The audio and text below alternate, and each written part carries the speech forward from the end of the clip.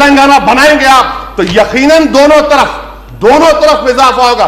सियासी तौर पर सियासी बढ़ो। अरे अमेरिका से जब क्या मालूम हिंदुस्तान में। Please come to please conclude कीजिए।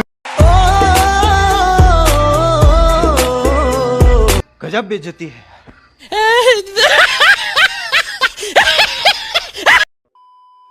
विपक्ष की दिक्कत यही है कि वो जाति के बंधनों में बंधा हुआ है और वहीं दूसरी तरफ प्रधानमंत्री नरेंद्र मोदी की तरफ से तो कहा जाता है कि मेरी जाति एक ही है, मेरी जाति गरीबी है।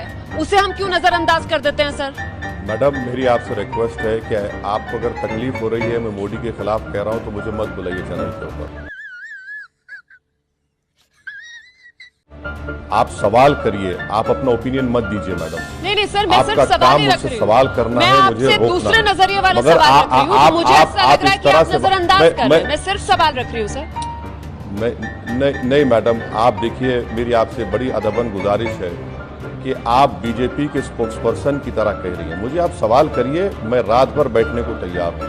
तकलीफ अगर आपको हो रही है तो इससे आप अपने आप को एक्सपोज कर रही हैं कि आप बीजेपी को चाहती हैं।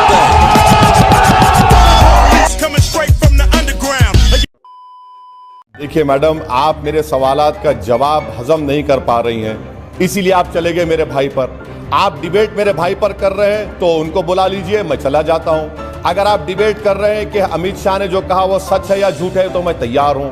मैं आपको मिनिस्ट्री ऑफ होम अफेयर्स के वेबसाइट से कोट करके बता रहा हूं और आप दूसरी जगह चले जा रहे हैं। मैडम, कब तक आप लोग गवर्नमेंट को सपोर्ट करते रहेंगे?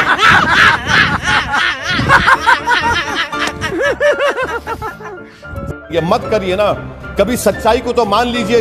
अगर मैं झूठ कह रहा हूं तो आप आधे घंटे के बाद मुझे बुला लीजिए, मैं तैयार हूं सुनने के लिए। सुनिए,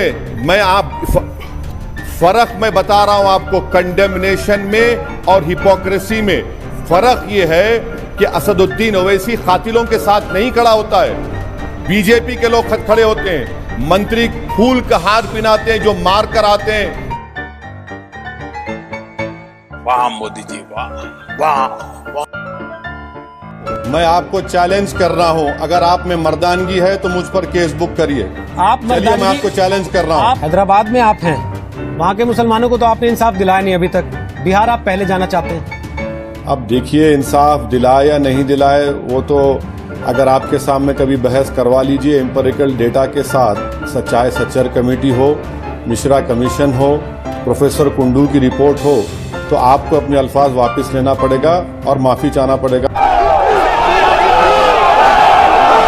आपको ये बताना पड़ेगा कि मैंने देश के खिलाफ क्या कहा, और अगर कहा है तो मैं जी टीवी को चैलेंज कर रहा हूँ, मेरे खिलाफ केस बुक करिए और मुझे जेल में डालिए, वरना इस अल्फाज को वापस लीजिए। आपने क्या कहा? मैंने देश के खिलाफ कहा। अगर मैं देश के खिलाफ कहा तो आपकी गीरत कहाँ चले गई? आप एक गद्दार को क्यों बुलाया अपने टीवी चैनल? सर, मेरा सवाल ये है, आप बताइए कि आप सांसद भी हैं, आप इस तरह की बात सांसद भी हैं, हम आगे नहीं, वकील भी हैं, हम आगे नहीं, आप एक वकील भी हैं, हम आगे नहीं बढ़ सकते जब तक कि आप मेरे भाई के बयानों के साथ देश के खिलाफ। आप अपने भाई के बयानों के साथ आप ये बताइए कि देश के खिलाफ मैंने क्या कहा? आप अपने भाई के बयानों के साथ हैं कि नहीं है? ये कहा कि मैंने देश के खिलाफ कहा।